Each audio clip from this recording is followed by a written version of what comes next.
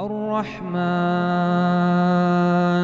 علم القرآن خلق الإنسان علمه البيان الشمس والقمر بحسبان والنجم والشجر يسجدان.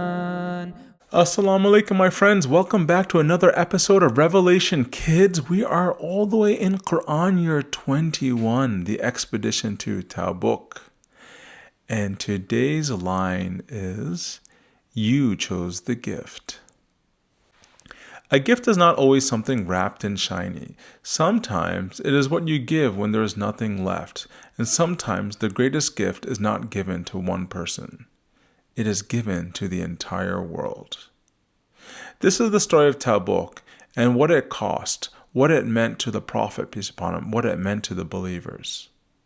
But before we begin, you know I like to review the Qur'an year timeline because we're getting to the end, guys, and I want to make sure that you know this. This is the most important part of this entire project, that you guys walk away knowing the full story of the Prophet's life. So let's review real quick, shall we?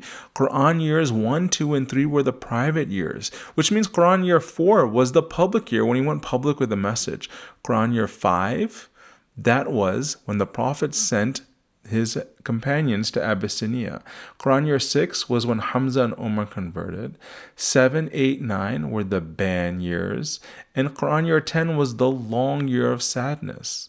11 rhymes with heaven, so that's the Isra and Mi'raj. And Qur'an year 12 is when 12 pilgrims came and agreed to take the Prophet in when he moved to Medina. That was known as the Aqaba Pledge.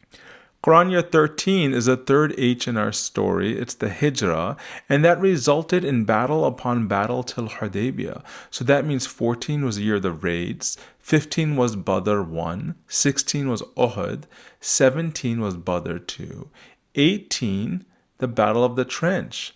Then we had 19, which was the Treaty of Hudaybiyah, the fourth H in our story. 20, the conquest of Mecca. 21 now is the expedition at Tabuk. Now, if that's a little bit tough for you, that's not a problem. We're going to review this all again at the end of this story after Qur'an year 23.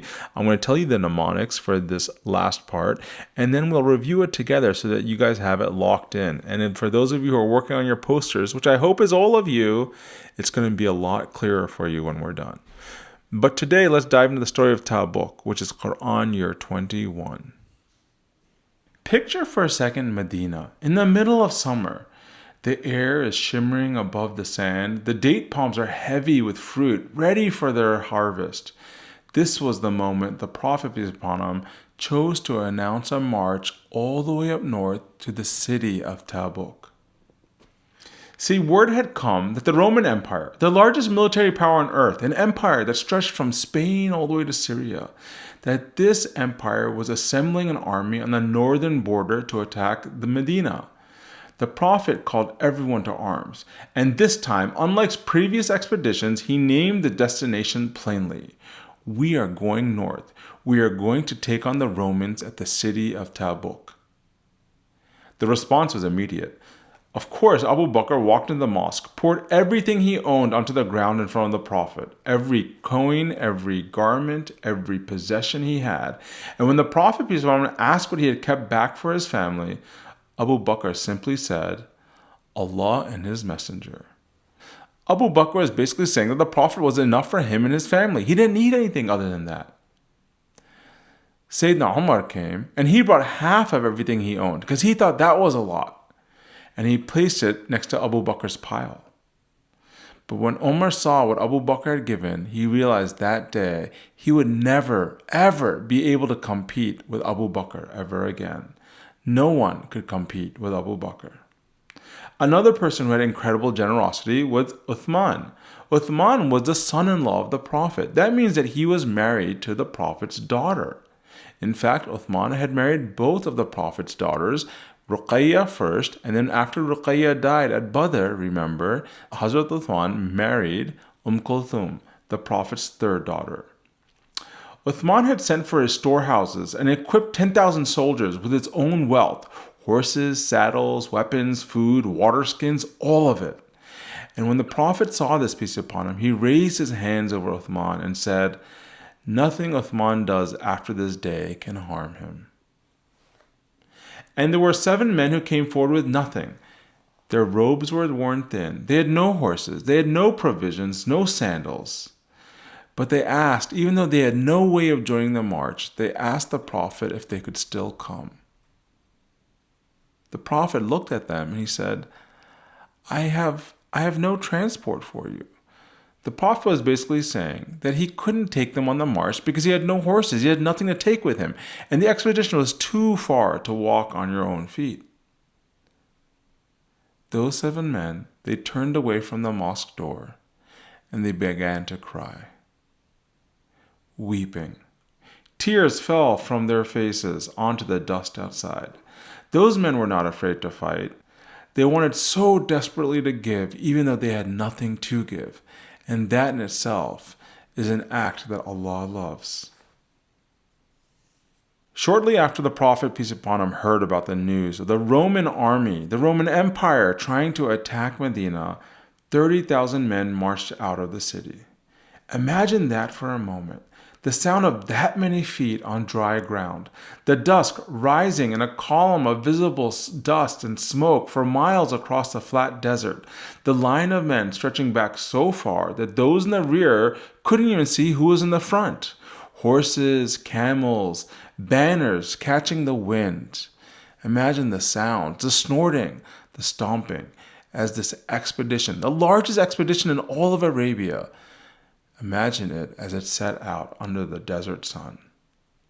This was the largest army the Arabs had ever assembled, and they were marching into the open desert in the hottest month of the year towards an enemy no Arab had ever faced on a battlefield. We're talking about the Romans. The provisions for the expedition began to run thin within the first few weeks. Men shared single dates between groups, water was rationed, and the sand pushing heat upwards from below while the sun pressed down from above. It was a lot, and there was no shade for miles in any direction. But they continued to march. Along the way, they passed through a landscape that made them go quiet. Cut directly into red sandstone cliffs were the ruins of the people, the ancient people of Thamud.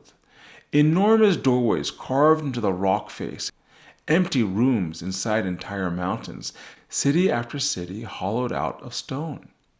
It was a civilization that possessed every blessing: water, carved cities, fertile land, power. And still, the people of Thamud turned away from their prophets. Their prophet was Saleh, an Arabian prophet who came well before the Prophet Muhammad, peace be upon him. Prophet Saleh, peace be upon him, reminded the people of Thamud to pay attention to Allah, to worship Allah, and to not be unjust with those around them. But they refused to listen, and Allah sent a punishing wind to destroy the people of Thamud. When the Prophet and his companions walked by the ruins of Thamud, the Prophet told his companions, keep moving, keep moving. What happened to the people of Thamud is a warning to all of us. Keep moving. This is what devotion requires. Not just gratitude for what you have, but the memory of what happens when you forget, so that you always keep moving. They reached Tabuk after days of marching. They set up camp in the open desert and they dug in. They waited and waited for the Roman army to appear on the northern horizon. But after days of waiting, they realized the Romans would never come. 20 days. The army sat in the Tabuk desert for 20 days watching the road to the north. Nothing. They never came. They heard the Muslims showed up and the Romans refused to come. Meanwhile, the Prophet, peace upon him, formed alliances, partnerships with the communities along the coast of the Gulf. And then he called a council. Should we press further north, go into Syria, or should we go home? He listened to every opinion, and then he decided, with the counsel of his companions, that it was time to return to Medina. To some, it might look like a failure. All that sacrifice, the march, the heat, the hunger, the month-long expedition, and no battle at the end of it. But the reality is that every tribe between Medina and Tabuk, every tribe, every Arabian tribe had watched 30,000 men walk calmly, confidently into the desert towards the most powerful empire on earth without flinching. The message spread faster than any army could match. The message was that these people, these Muslims from Medina, following the Prophet, peace upon him, these Muslims are not afraid. When the Prophet, peace upon him, came back to Medina, several people came to the Prophet to make their excuses of why they didn't join the expedition. Some of the excuses were so terrible. I was tired. It was hot. I didn't want to go. I had to take care of my mom or my dad. The excuses were terribly weak, but the Prophet just moved on. But then there came a companion named Ka'b ibn Malik. Ka'b was not a hypocrite. He loved the Prophet. Ka'b thought he could be comfortable in Medina because it was so hot and it was time for the harvest. And Ka'b delayed and delayed until he never made the expedition north. When he came in front of the Prophet, peace upon him, he didn't offer an excuse. Ka'b knew that the Prophet, peace upon him, could see the truth, and there was no point in lying to the Prophet. No excuse could cover his shame, and any excuse he gave would just make him look worse. After the Prophet met with Ka'b, he told the companions not to speak to him at all until a judgment came upon Ka'b from Allah through the Qur'an. 50 days of silence followed. Silence in a city when everyone knows your name. The walls of his house must have felt like they were pressing in on him. The marketplace he had walked all his life suddenly felt quiet. It felt hollow. Ka'b was so upset he tied himself to a pillar in the mosque because he couldn't stand not being around his companions. He couldn't stand the quiet treatment from his friends. And when the verdict from Allah finally came, it was a verdict of forgiveness. Ka'b said himself that it felt like the ground itself had opened up beneath his feet. He was so thankful for Allah's forgiveness that he gave away everything he owned that very day. See, one of Allah's names is Al-Wahhab. Al-Wahhab means the one who gives gifts. And Allah gives the greatest gifts. That's why He's Al-Wahhab. He gives the greatest gifts to whoever He chooses, whenever He wants to, and however much He wants to give. And often, He gives a gift when no one is expecting it.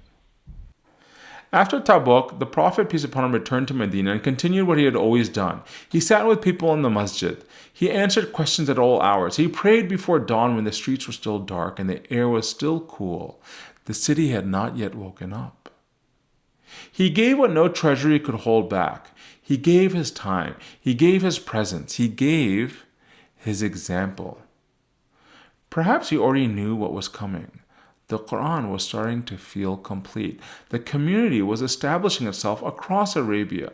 And so the Prophet, peace be upon him, he gave himself so deliberately, every day, giving the most of himself, giving everything of himself to his wives, to his children, to the community at large. He would repeat the most important things, making sure that everyone heard certain words that came from his own lips.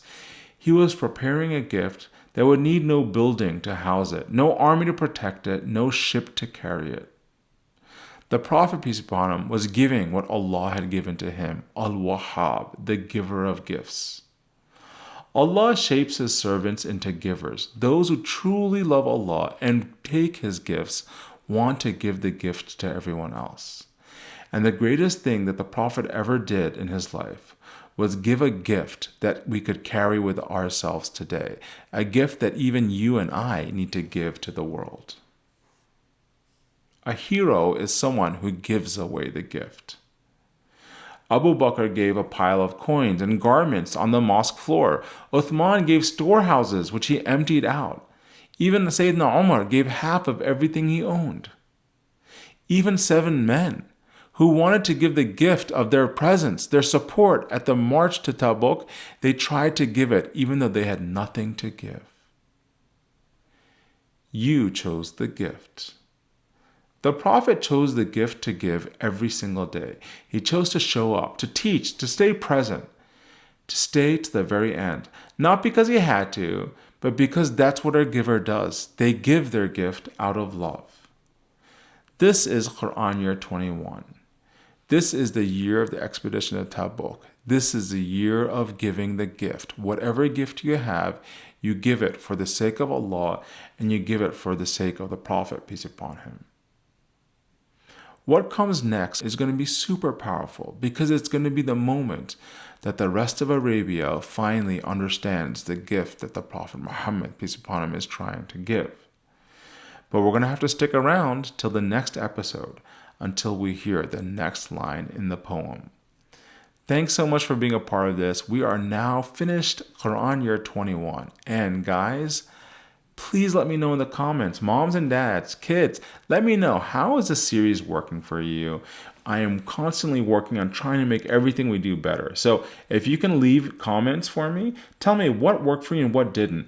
And as we're moving towards wrapping this up, I would love to get your comments, a review on this entire series. How has it moved you? How has it helped your kids? What ages are your kids, and what you think we could do better? I would love it. It would really help me make this so much better for the next generation. So anyway, thanks so much for all of that. I can't wait to see you guys in the next episode. And a quick programming note, we're going to be finishing Quran Year 22 tomorrow, then 23. Then, as you guys know, I'm going to do a video that's going to wrap up the Quran Year timeline visually. So it'll be a video, not an audio. And then after that, we will do one last audio episode, which is probably the most important audio episode of all. So make sure you don't click off after we finish the Quran Year timeline. I have one really special episode. It's probably the most important episode that I'm going to do with you guys. So please stay tuned for that. Meanwhile, I can't wait to see you guys in Quran Year 22.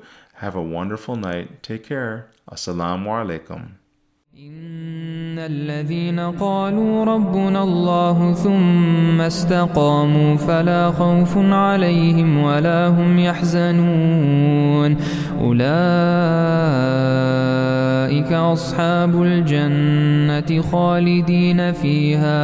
خالدين فيها جزاء بما كانوا يعملون.